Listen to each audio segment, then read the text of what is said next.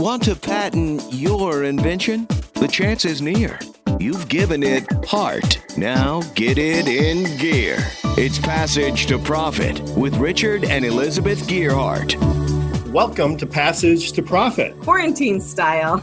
It's the Inventor Show where we're all about entrepreneurism, intellectual property, and fantastic innovations. I'm Richard Gearhart, the founder of Gearhart Law, a full-service intellectual property law firm. And I'm Elizabeth Gearhart, not a lawyer, but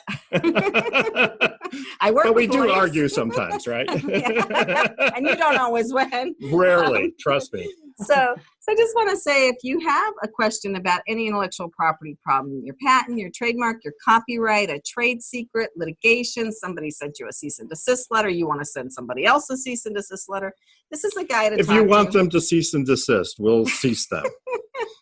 This is the guy to talk to. So we have some wonderful people here today. I'm so excited about today's show. And it's a variety, as we always do, but we have just incredible people with incredible businesses. But first, before we do that, we have to do IP in the news. And we're going to be talking about the patent office functioning. So years ago, when Richard started the firm, I told him I'd help him any way I could, which was kind of dumb of me. You really got suckered in. I didn't have to empty the trash. But we used to have to take the hard copy patent applications in an overnight hard envelope to the post office to get the date and mail them to the patent office in Alexandria, Virginia. Right. I mean, there was no electronic filing. Everything was done manually. If you wanted to get a patent search done, you had to hire somebody to go to the patent office and check the shoes, is what they called them. And they had rows and rows and shelves of patents, and patent searchers would go in there. They would go to the classification, and they would sit down there and pull out a stack of patents and manually flip through them in order to find relevant prior art. And of course, things have changed enormously since then, which is a good thing if you're going to have a quarantine, because we can do everything electronically now. And while the examiners used to work in the big building in Alexandria, Virginia, now virtually all the patent examiners are working remotely. And the bottom line for us is the patent office is continuing to do its work. They're sending out responses, they're accepting applications, and the system just keeps on churning and churning away. So anyway, I'm glad to say that even the patent office, which can be a little slow adapting to new technology sometimes, has managed to keep up, and we're still going strong during this quarantine. So if you have intellectual property work, it's business as usual. Absolutely. At the USPTO. And speaking of issued patents, Patent Palooza time. Patent Palooza for Did sure. I read this right? That Apple got 61 patents issued in May on one single day? Wow. Yes, Apple got 61 patents issued on May 19th, all on the same day. So they've been busy at the patent office. That's like more patents than some companies get in a lifetime, right? Yes. One day. Yeah, but what I thought was interesting about this is I was reading some blogs, and this guy was saying, design patents are worthless. Well, if they're so worthless, then why do they have at least 10 design patents? I didn't look at all 61, but like the latest ones, they have like 6, 7, 8, 9, 10 design patents.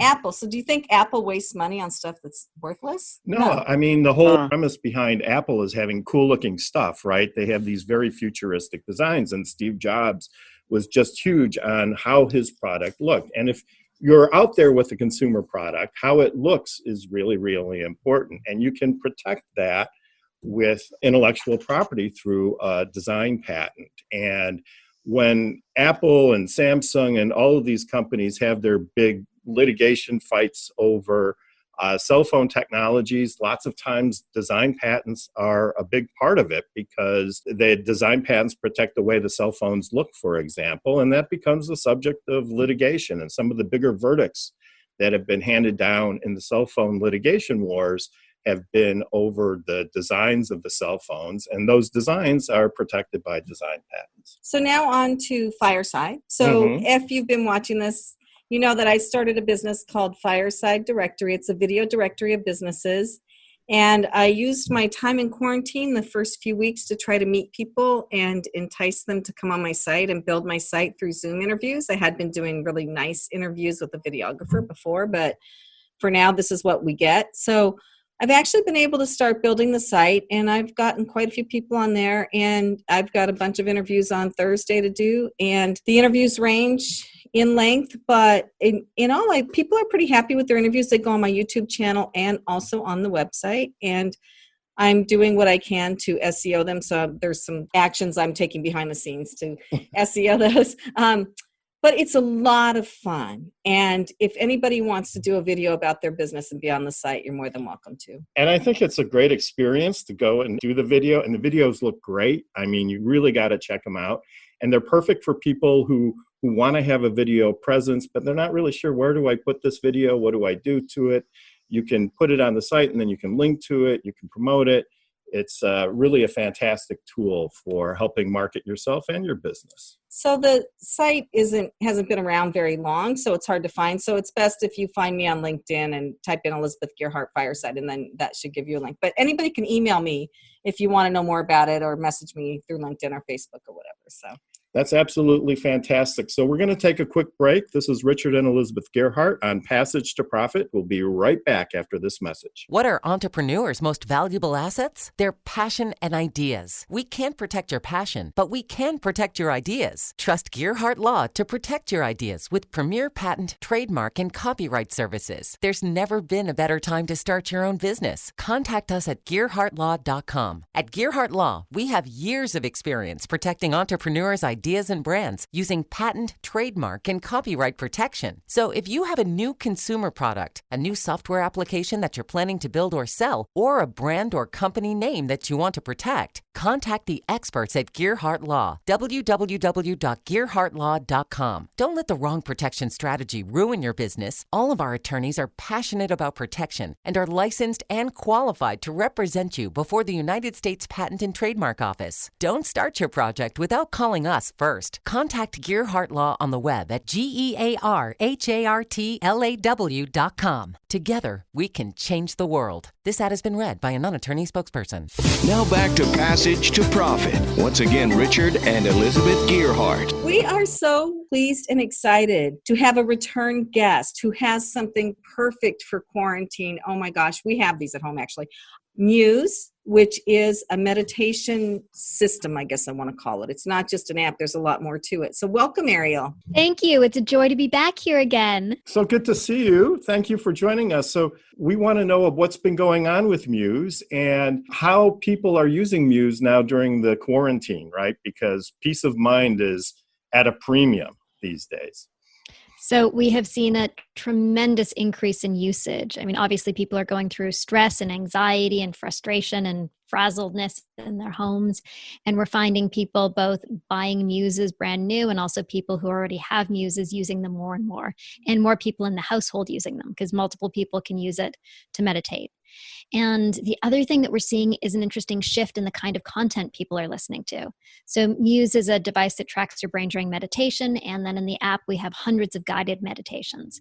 And prior to quarantine, the most popular guided meditations were topics like living your best life and manifesting your dreams.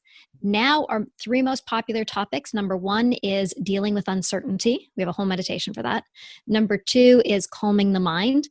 And number three is a meditation titled From Frazzled to Focused. So it's no longer about like manifesting your perfect life. It's about like, how can I deal with what's here and now and just like stay calm and stay present. Right. Can you show us the device? Absolutely. So this is Muse 2, which is the one that you guys have. And so there are sensors on the forehead. It tracks your brain and gives you real-time feedback during your meditation to let you know that you're doing it right. Because we all know meditation is good for you, but meditation is really hard to do. So Muse gives you real-time feedback on your meditation to let you know what your mind is doing and to guide you into that meditation zone. Yeah, there's sensors for the brain, the heart, the breath, and the body. So it gives you a whole range of exercises and real-time feedback to help you start or improve your practice. So where does that data go, Ariel? Is it in the app? Like, do you get like a little dashboard where you can see all your figures or your analytics? Exactly. So you're getting real-time feedback during the experience. So you're actually hearing when your mind is wandering and when you're focused. And then after the fact, you have data, charts, graph scores, things that show you what your brain, heart, breath, and body have been doing and actually let you track your progress. You can actually see your improvement. So meditation, this thing that previously has been completely intangible, it's like, what's going on during meditation? What am I supposed to do? Now is really tangible. You can see what's going on. You can see what you're supposed to do, and you can see when you're getting better at it. So what happens? So I say I'm using the device and my mind starts to wander, right? And I'm having a thought about something else. What happens in that process? So I'm wondering, what does the device do to kind of bring me back? Like, what's the prompt like? Sure. So the metaphor we use is your mind is like the weather. So when you're thinking or distracted, you actually hear it as stormy.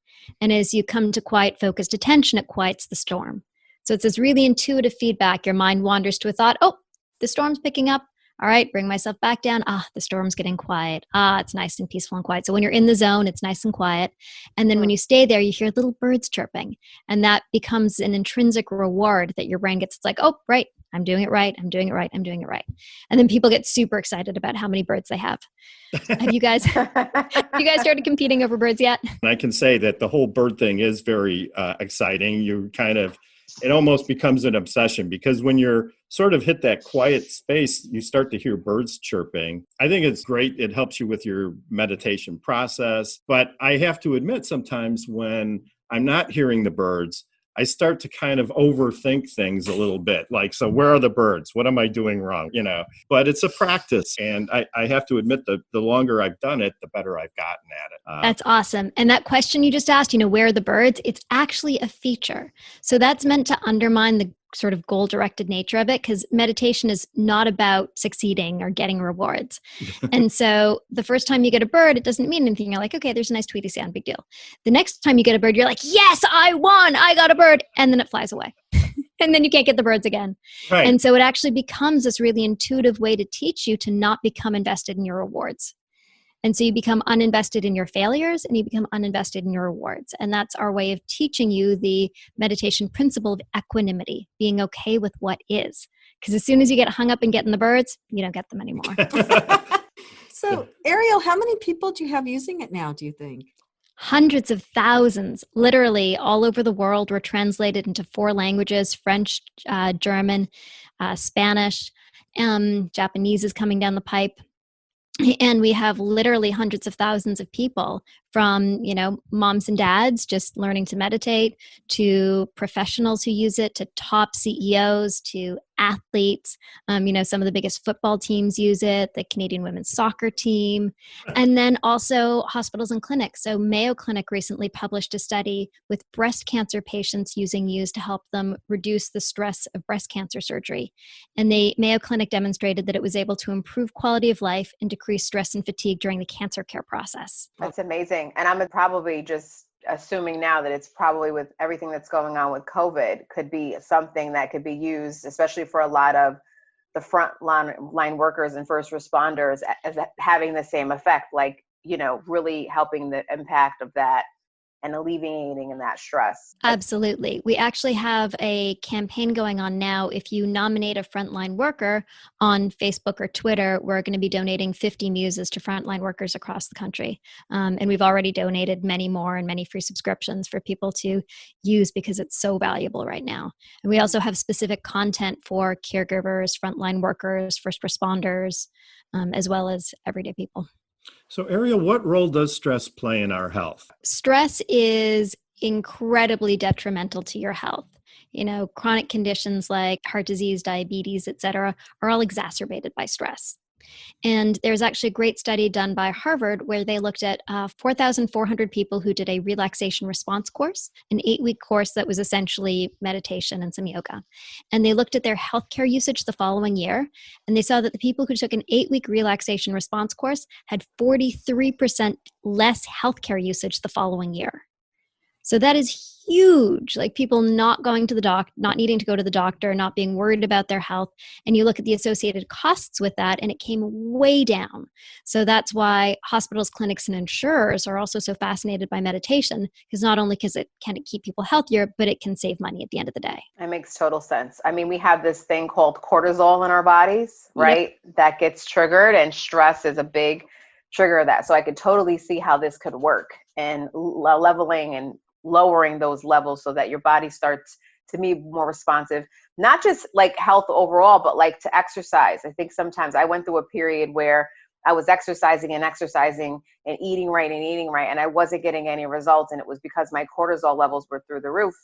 And it was all this whole mind-body relationship that goes on that a lot of people don't necessarily think about when they're trying to diet or, get into a particular exercise routine. So it all correlates together. It really does. And during COVID, that becomes even more relevant because, we are all in a place where our stress levels are so high and we're just kind of stuck baseline in a little bit anxious and a little bit stressed every day. So it's really key to do an activity to lower your stress level, to allow your mind and body to relax, to reset yourself, both so that you can be, less snappy at your kids who are stuck at home with you, kinder to your husband who's stuck in the house with you, and better to your own body. The other thing that's really key for things like weight loss is sleep. When you don't sleep sufficiently, your cortisol levels continue to rise and your insulin resistance goes up. So it's really hard to lose weight when you don't sleep. And so we actually noticed a lot of people were using Muse to meditate to help them fall asleep. And so we built this new device, Muse S, that you can actually wear to fall asleep in. And it gives you beautiful real-time feedback that's designed to entrain you to fall asleep faster. How much is that one? So Muse S is probably about $350, but everybody in the family can use it. So one device can be used for years to come. And Muse 2, I think, is around $249. Thank you very much for being on the show. If our viewers and listeners want to find you, how do they connect with Muse? You can go to choosemuse.com to find out more. We also have lots of free COVID resources there as well. And if you want to find us on social, it's at ChooseMuse and Ariel Garten. So thank you, Ariel. And thank you for helping us all handle the crisis. Thank you. And it's a joy to be here. All the best to everyone. Thank you. And you're listening to Passage to Profit with Richard and Elizabeth Gerhardt, and we'll be right back after this message. There's never been a better time to start your own business. The opportunities are infinite and only limited by your imagination and enthusiasm. At Gerhardt Law, we believe the most successful companies all have one thing in common. They start with a solid foundation first. Gerhardt Law has years of experience protecting entrepreneurs' ideas and brands using patent, trademark, and copyright protection. So if you have a new consumer product, a new software application that you're planning to build or sell, or a brand or company name that you want to protect, contact the experts at www.gerhardtlaw.com. Our professionals will create a custom strategy designed to fit your needs and your budget. All of our attorneys are passionate about protection, licensed and qualified to represent you before the United States Patent and Trademark Office. Don't start your project without calling us first. Visit GerhardtLaw.com. Together, we can change the world. Visit GerhardtLaw.com. This ad has been read by a non-attorney spokesperson. Passage to Profit continues with Richard and Elizabeth Gerhardt. And wasn't Ariel impressive? I mean, she took an idea, a technology, and created like a whole new category and filed lots of intellectual property. She's a good example for everyone. So I think it's fantastic. And now is the time, right? You were saying earlier on in the show how the patent office is still operating and busy, and there's a lot of creators that are out there. This is exactly what people need to be doing right now, is creating, and filing lots of patents. She's playing it forward into the future because I just think that this technology is going to be so helpful. And stress is such a huge part of our lives. And now she's got a product that helps with sleeplessness. I mean, who hasn't had trouble getting to sleep once in a while at least? And so I can't wait to try that. And we have Kenya Gibson from iHeart here, and we have 3 excellent presenters. So stay tuned because these are really great products. So we're going to start with Antonia Tomeo. So welcome, Antonia. The name of my company is Antonia's Promise, and I have created and developed my own rendition of the cross, which through my brokenness in prayer, I was healed. So the cross is something different that you normally see the crucifix. What it looks like. When you look at the crucifix, it's Jesus and his suffering and how much he loved us and what he did for us and his love and devotion. When you look at my cross, there is an actual crack in the cross of brokenness and a kneeling figure in the cross of someone in prayer. And that symbolizes how we are all broken and you are not alone, and that we are all struggling and we are all going through something at this very time, whether you're dealing with anxiety, depression, loss of a loved one, heartbreak, loneliness, COVID-19, anything. You're not alone. And with God's help and love, you can heal and get better. And I developed this for everyone so that you can remember that you're not alone. We are all in this together. And with God's help, you can certainly heal and be lifted. Tell us where you are in production. I'm actually in the manufacturing stages right now. I very soon will be launching Antonia's Promise. I don't want to say when, but let's hope within the next month. So I am very excited. How did you come up with the metaphor of a broken cross to sort of symbolize us as human beings? So when I first was going through this, I was in a very dark place, and I happened to find myself at church one day giving myself to God. And a woman appeared who I like to call an angel, and she handed me a rosary. And my devotion started there. And when I would pray and I would look at the Jesus on the cross through my brokenness, I wanted to help. I had made God a promise that if he helped me with something that I was going through at the time, that I would spread love and light as a vessel for him. And I wanted to help people and understand that we are all broken. And it just, with God's help, it just started developing and it started presenting itself. And there are so many layers to this story, but I certainly didn't do it by myself. I definitely did it with God's help. We did it together. And, we're all broken, so when I look at my cross, that's what I see. And I want people to look at the cross and say, that's me. I'm broken and I need prayer and I need Christ and I need help. And it's a constant reminder when you look at it, what the end result is, and that's to pray. That's wonderful. Yeah, it is. I think about just how we were talking about the whole mind-body connection. And, sometimes we forget that there's that spiritual component that's in there, right? Mm-hmm. So everything that's going on with our mind, our will, and our emotions. And it's so interesting that you've been able to find a way to use your experience with healing, right? Because I do believe, like you, there is a creator. And I do believe that we have these unique bodies that we're in that are made up of cells, and they have this unique ability to be able to heal themselves. So it's fascinating that you've been able to take your journey and your experience and faith and translate that into a product that inspires and helps people. So that's pretty profound. Thank you. And that's what I want. I want it to help and inspire and give people hope, and that they're not alone. They're never alone with Christ, but that they really aren't alone, because we are all broken in our own way. We have permission to be human. That is correct. We are human. That is correct. We are all human, and we are all struggling with something, whether we choose to disclose it or not. No one is alone. Tell us a little bit about process that you went through, starting really with an idea, having brought it to fruition. You're ready to start selling and marketing your product. So tell us a little bit about that journey. When I first created the cross, I knew I had something unique. I had something different, and I wanted to share this message. And I really just did not give up. I, contacted you.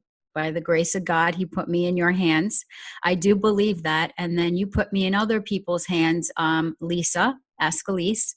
And, I kind of snowballed. But I am more excited than I have ever been about what I'm doing. And I'm so passionate about it. I want to help people. I want to bring people happiness and joy. And with this, it can be done. It will be done. I'm very passionate about it, and I don't stop. I constantly think about it, and the ideas just keep coming during quarantine. I haven't stopped thinking and calling you and going through lots of great things that I think about. And it just keeps growing and growing and growing. And I'm excited. You're going to start selling these. Where would you be selling them? I will be on all social platforms, Facebook, Instagram, Twitter, LinkedIn, and antoniaspromise.com. I will be launching soon, and hopefully I can come back and really tell you that I've launched. But it's all coming. It's coming soon. Very, very soon. Thank you so much, Antonia, for your story. Thank you so much for having me, Richard. And on my website, there will be my inspiration story. There will be all the details, that all the questions that everyone has will be on the website that they can read, and they can be inspired by, just like God has inspired me. And that's what I hope to do for everyone else. And I thank you so very much for having me back on the show. And you two have become so special to me. So I want to thank you both, Elizabeth and Richard, for having me and just being such wonderful, wonderful people. And Kenya, same goes to you. Thank you. Well, thank you for sharing your story, and I commend your strength and your courageousness to share your faith. I know sometimes that's not always an easy thing to do, but you've inspired me today, so I appreciate you coming on and continuing to be a light. Thank you, and that's what it's all about. Well, you're listening to Passage to Profit with Richard and Elizabeth Gerhardt, the Inventor Show, and we'll be right back after this message. Hi. I'm Lisa Askley's the Inventress, founder, CEO, and president of Inventing A to Z. I've been inventing products for over 38 years. Hundreds of products later and dozens of patents. I help people develop products and put them on the market from concept to fruition. I bring them to some of the top shopping networks in the world: QVC, HSN, eVine Live, and retail stores. Have you ever said to yourself, someone should invent that thing? Well, I say, why not? Make it you. If you want to know how to develop a product from concept to fruition the right way, contact me, Lisa Askley's the Inventress. Go to inventingatoz.com, inventingatoz.com. Email me, lisa@inventingatoz.com. Treat yourself to a day chock full of networking, education, music, shopping, and fun. Go to my website, inventingatoz.com.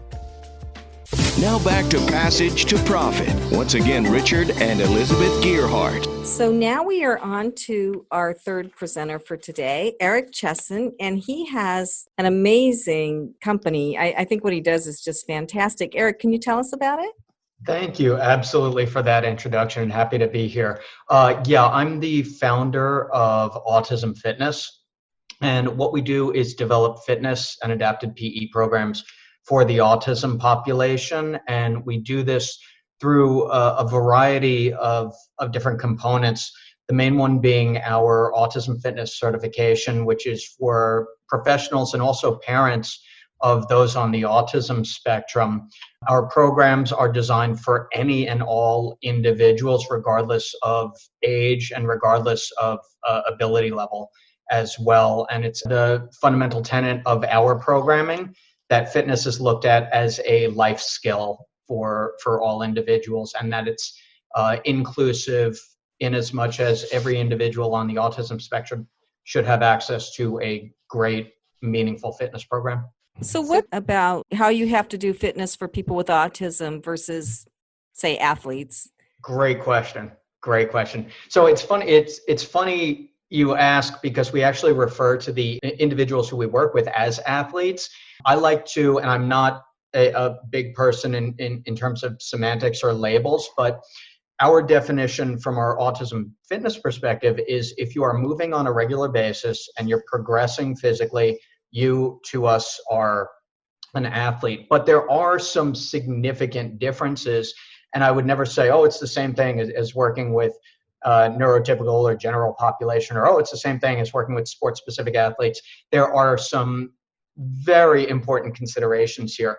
So we don't, and the way that I describe it usually is we don't have the luxury of motivation a lot of the time for our athletes. So historically, the individuals who I've worked with one-to-one and in small groups, they are not necessarily the most motivated individuals in participating. And we do see a predominance of off-task, or what we call maladaptive behaviors. Essentially, they don't want to participate immediately.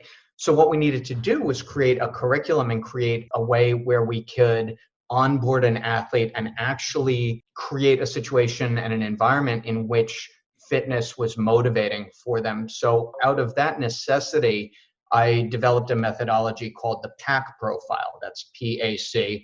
And before you even ask, yes, we do have that trademarked. It's physical, adaptive, and cognitive. So we're always asking three questions in relation to those three areas of ability. Physically, what can the athlete do in relation to this particular exercise or movement? Adaptive, how motivated are they to perform this exercise, and how do we have to incentivize it?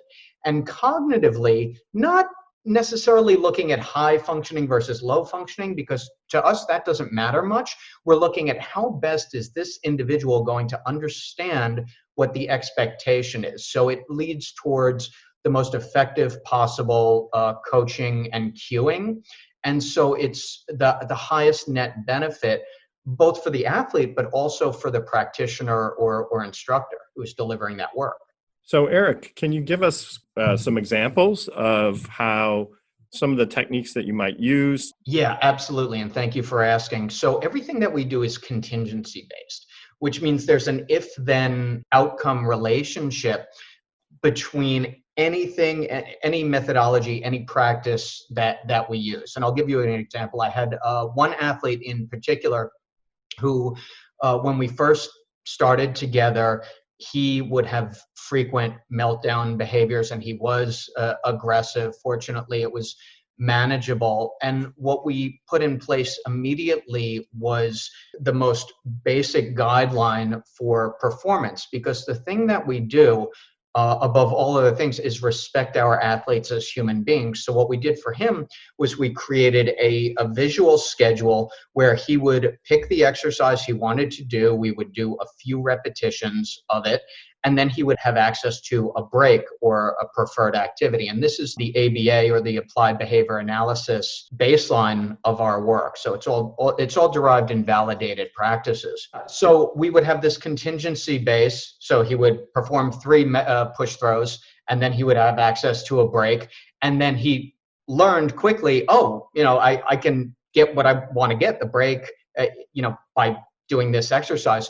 And over time, he really became enamored, really started to enjoy the exercises as well. So this is a process that we have ongoing and that our certified pros use with their athletes too. And we've found huge success with that. So it's kind of like a holistic coping mechanism that you've created for individuals who are on the autism spectrum, almost as an alternative. So I'm assuming there's a lot of data and there's a lot of probably scientific backing to what you're doing in terms of how beneficial exercise is to someone who could be on the autism spectrum. I'm a trainer as well, so it's like sure. I know the benefits to someone who's not on the spectrum, but I can imagine that there's also a lot of great benefits to someone who is. Yeah, absolutely, and that's a great point.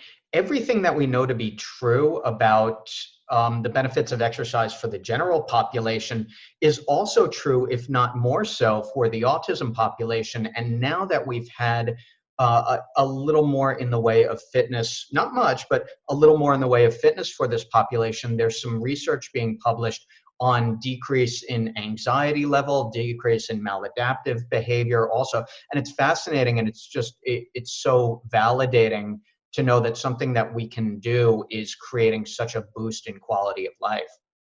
For sure. And I commend you, because I've been working with the general population for the last 7 or 8 years in fitness. And I haven't ever come across anyone who's really created a niche and really have been able to super serve this particular demographic and population. So that's pretty smart of you to think of this. I mean, exercise is hard enough, Yeah. I try to wake up in the morning and exercise and successful. It's a lot. I have a question as a trainer, because you said that you have coaches and trainers who you certify in this method. What is that process like? So, say I'm a trainer, I have experience, what's the difference between, a typical program? I have NASM. So what would be the difference between that type of a program versus a type of a program that you would offer? Great question. So you'll see a few similarities, and the biggest difference is really getting that PAC profile methodology where you understand the general deficits and challenges that we see with the autism population. We use a lot of videos, a lot of references to or examples of the athletes that we're working with. The big difference is we call it know what you're looking at, and this applies to the physical in as much as we do see a lot of physical deficits with the autism population. So it's key to understand how you regress a particular exercise in order to make it meaningful for our athletes. It's also the case that most of the time as a trainer working with the neurotypical or general population, your athlete is probably not going to run across the room yelling or drop to the floor in full refusal to do a squat or do an overhead press. That might very well happen, although Richard, I'm looking at you. That might be a case. But with that, we also have to address those behaviors that we see. And then from the cognitive perspective, learning not to overcoach, I think, is the biggest hurdle or obstacle. Learning to do a lot more by saying a lot less. So, Eric, I have a question for you. Yeah. How did you get into this? Because this is really a niche area, as Kenya mentioned. Yeah. At the risk of using a well-hammered, overused term, it was pretty organic. I started out as a personal trainer working with general population, and then in graduate school in a behavior science class, I had a classmate who turned to me and said, "Hey, I work in this program with teenagers on the autism spectrum. We've never had a dedicated fitness program. Would you be interested in coming in and giving us some strategies and working with the students in this program?" At the time, I thought I was going to wind up going into sports psychology or something melding fitness and psychology. And lo and behold, it wound up being this. I never thought I would be doing that, but I saw that there was a huge need for this type of work, and not just for the work to be done, but for the work to be done as well as it possibly could. So how do you measure progress? Using the methodology, we can measure progress across all three areas of ability. Physically, if an athlete is completing the movement independently now, because we use a lot of physical prompting where we need to also. Let's say an athlete goes from 3 overhead presses with a 2-pound object, and then the week after they go to 5, demonstrating an increase in their physical capability. But it goes deeper than that, because we can demonstrate increases in adaptive or behavioral functioning. Maybe last week that athlete would step over 3 hurdles and then they'd veer off and be across the room. And 3 weeks later, we can show, they'll go through 5 sets of hurdles in a row and be totally cool with it. And then from a cognitive perspective, we're creating this new dialogue about exercise. So they're learning new terms, learning the names of new exercises. So does progress in athletic training and exercising also translate into other types of progress for the individual? Beautiful question. The goal of our programming is generalization across environments and across different people too. And that's a lot of our programming is derived from what are going to be the exercises that are going to create such a benefit that this individual will have greater capacity in what we call activities of daily living, or ADLs. So what's going to help an athlete climb a set of stairs with a better gait pattern? What's going to help them be stronger at carrying groceries or doing laundry? What's going to prepare them, if they're sitting for a while, to not lose trunk stability and fall into a problematic postural position, right? So we want to take what we're doing in the lab, in the gym, and have that generalize to all other areas of their life.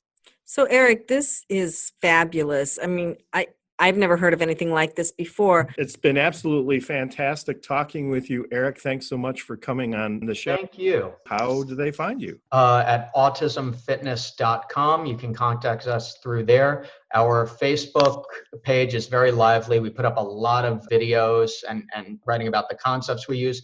It's The Autism Fitness on Facebook and The Autism Fitness on Instagram as well. Well, thank you for doing this great work. Thank you, Richard. Thank you, Elizabeth. And we'll be back after this message. This is Passage to Profit, the Inventor Show. On WOR 710, the voice of New York. What are entrepreneurs' most valuable assets? Their passion and ideas. We can't protect your passion, but we can protect your ideas. Trust Gearhart Law to protect your ideas with premier patent, trademark, and copyright services. There's never been a better time to start your own business. Contact us at GearhartLaw.com. At Gearhart Law, we have years of experience protecting entrepreneurs' ideas and brands using patent, trademark, and copyright protection. So if you have a new consumer product, a new software application that you're planning to build or sell, or a brand or company name that you want to protect, contact the experts at Gearhart Law. www.gearhartlaw.com. Don't let the wrong protection strategy ruin your business. All of our attorneys are passionate about protection and are licensed and qualified to represent you before the United States Patent and Trademark Office. Don't start your project without calling us first. Contact Gearhart Law on the web at GearhartLaw.com. Together, we can change the world. This ad has been read by a non-attorney spokesperson.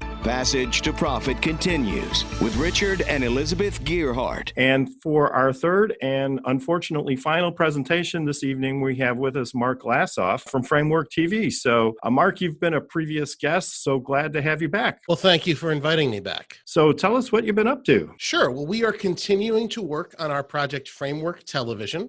We are getting closer to launching our first season. For those who didn't hear about it last time, we are a video on demand network that teaches skills like coding, web development, and digital design. We have free content that's available on the web, YouTube, your mobile device, and digital streaming devices like Roku and Apple TV. Our goal is to help people learn career-building digital skills that are really the modern literacy of business today. How do you design a website? How do you just create a mobile application? Things like that. We're monetized by professional technical certifications that can be earned by our most serious viewers. And the certification series is really designed to allow someone to access entry-level jobs in the technical industry in developing software, mobile apps, websites, or doing digital design. So to update, we've formed our cast of professional technical instructors, all of whom are hopefully, as we speak, creating content that'll be launched with our season 1 that starts in June on all of the platforms. And we are getting numerous people signing up to learn with us at frameworktv.com. We've spent a great deal of time recruiting technical people who are also communicators. And if you know the stereotype, developers don't tend to be the best communicators on earth. So we've worked really hard to find technical folks who could bridge that gap for newcomers and help them understand the technology using plain language and showing one step at a time instruction that just about anyone can relate to. Are you getting a huge influx of people coming to your channel now? I have to imagine people want to learn this during this time because that's where the jobs are going to be, especially, all this remote stuff is probably not going to totally go away, right? I don't think so, no. And we actually ran a complimentary COVID-19 code camp when all this started. We had several thousand people go through the program where they learned the Python programming language and learned basic programming during COVID. We had participants, we had a father and son team. I think the son was 10 and dad was in his 40s. And we had a couple of people in their 80s participate and finish the program as a way of just staying sharp and learning something new during this period. But I think one of the unintended side effects of the COVID-19 pandemic is that online education has really come to the forefront. And while we attack online education a little bit differently than some other companies, I think it's something that's here to stay and something that has great power to equalize the playing field, because a technical education that costs thousands and thousands, tens of thousands of dollars can now be had for very little money in the comfort of your own home on your streaming video device like your Roku or your Apple TV. So Mark, how does somebody know whether they're cut out to be a programmer? Is there a test, or do people just try it and find out if it's for them? What advice do you give your students on this? So here's the test right now. Do you want to do this, and will you put in the effort? Because you don't need to be extremely smart. You don't need to be a mathematical wizard or have a lot of experience with technology and computers. Desire trumps all that. So if you're eager to learn, this is something that can be learned. Our curriculum actually was used inside the Florida prison system to teach convicts, many of whom had no background in web design, to create websites, and then they could leave the prison system with some actual job skills that made them employable. So we work with just about anybody who wants to learn. The thing I tell people is you should be comfortable using your computer. You should know how to manipulate files in your operating system, save and load files, and know how to type. And if you're willing to learn, I think then you're going to be able to complete the program.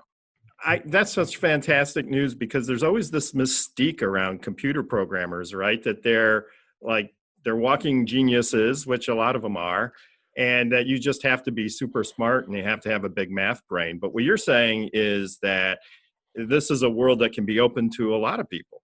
I'll take myself as an example. I graduated in the half of the class that made the upper half possible. So what I think is great about the technology field is that it is a meritocracy to a large degree. And that if you develop the skills and you work at it, you will work. There is such a shortage of people coming into development even now that we don't have the luxury of caring about some of the things that other fields use to exclude and discriminate. If you want to do this and you put in the work, you will be able to do this. And it's a very rewarding field. It can be a lot of fun. But, I think the one thing that should exclude some people is that if you don't like it, don't do it. Life is too short. Do what you enjoy. And this happens to be something that's accessible to people working at home, people from all sorts of backgrounds, that enables them to make the type of living that supports a family. And it doesn't matter if you have a college degree. If you have the skills, you will work. I just have a couple quick questions. So how much time do you have to put into it? Can you go at your own pace? So how long would it take to maybe get a certification so you could start making money? And about how much could you make? Do you know? There's a range of jobs inside of development and design. And one of the problems and misunderstandings is people think that development is some kind of monolith.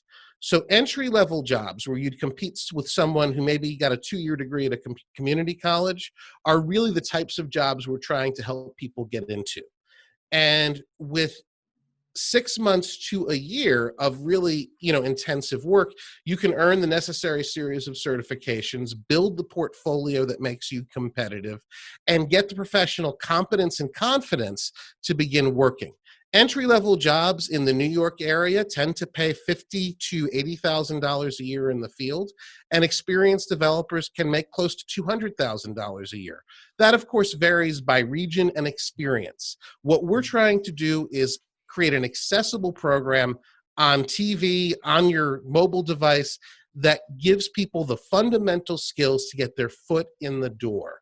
Once you get your foot in the door, you're in the industry and you're going to continue to progress as long as you continue to learn, improve your skills, and do excellent work. Yeah, no, I was just taking a look at your website. So I see you have game design, and I'm looking at that industry as gaming being a very robust industry that's just growing leaps and bounds. So it's cool to see that you have that as an offering. Yeah, games, the average game now costs more than the average movie to make. So there's a lot of exciting things happening in the gaming industry, and development for it is one of the things we teach. Yeah, well, gaming is a huge industry because they have those competitions that are sponsored, and those guys make a lot of money. Yeah, and it also, even on our end, I work on the radio side of the music business, and we're seeing now, because of COVID, a lot of artists are now even using gaming and avatars and that whole technological platform to create music videos and music integrations now, because there's no luxury of going into a studio or going in onto a big set to record a music video. So we're seeing a huge transition into that whole platform as a way to drive music sales. Although I'll put in a plug for the older generation here, people who are aged like me. Phil Collins actually appeared in a video game in the late 80s called Vice City Stories. And they actually put a full concert into that game. But now you're seeing artists do really interesting things with it. It's a really exciting time in gaming. And we have people who are learning the fundamentals of game development in our program. It's an exciting part, I think, of the development field. Which is funny because, there was that faux pas, years ago that you couldn't make any money in video games. Like, and I see all these young kids now who are gamers, and it's just this whole other world that really people are just starting to talk about now, which is pretty exciting. So I think it's something else that's been facilitated a bit by COVID. I know for a lot of young people, gaming has provided a tremendous social outlet for them to relate to others when they can't, go outside and meet their friends or go to school. So I think for a lot of parents, it turned to something they kind of looked sideways at to a welcome relief. Yeah, for sure. Thank you so much, Mark. This has been very informative, and thank you. It's great that you're developing this program and helping so many people acquire skills that are really well needed out there. So thank you very much, and we appreciate having you here. And thanks for inviting me. We are going to another break. You're listening to Richard and Elizabeth Gearhart with Passage to Profit, the Inventor Show on WOR 710. There's never been a better time to start your own business. The opportunities are infinite and only limited by your imagination and enthusiasm. At Gearhart Law, we believe the most successful companies all have one thing in common. They start with a solid foundation first. Gearhart Law has years of experience protecting entrepreneurs' ideas and brands using patent, trademark, and copyright protection. So if you have a new consumer product, a new software application that you're planning to build or sell, or a brand or company name that you want to protect, contact the experts at www.gearhartlaw.com. Our professionals will create a custom strategy designed to fit your needs and your budget. All of our attorneys are passionate about protection, licensed and qualified to represent you before the United States Patent and Trademark Office. Don't start your project without calling us first. Visit GearhartLaw.com. Together, we can change the world. Visit GearhartLaw.com. This ad has been read by a non-attorney spokesperson. Now more with Richard and Elizabeth. Passage to Profit. It's amazing the amount of innovation that happens with people in this country and around the world too. So to summarize, we had Antonia Tomeo with Antonia's Promise, Eric Chesson with Autism Fitness, and that's the name of his website, and Mark Lassoff with Framework TV, and it's frameworktv.com. And you can find them online. And Antonia, I know we can find you on Facebook, and you'll have your website up soon. So before we leave, any words of wisdom, Kenya, before we jet off into our next COVID experience? Oh, wow. I'm so excited about that. I can't wait till this whole thing is over. But no, nothing really. I just, I got to talk about a lot of my favorite things today, which is fitness, spirituality, and tech. So that was awesome. And everybody had great presentations and great business ideas and great business models. And I'm really excited to see where everybody is on the other side of this whole thing, because this is the time to create and make some money. And I have to give a big shout out and thank you to our producer, Noah Fleischman, who has taken these Zoom video recordings and really tried to make them into something that can go on a radio show, because it's really hard to get good enough audio to really be on the radio with these. And he's just done a fantastic job. So stay tuned for next week when we will have another wonderful show. And you're listening to Passage to Profit on WOR 710, the voice of New York.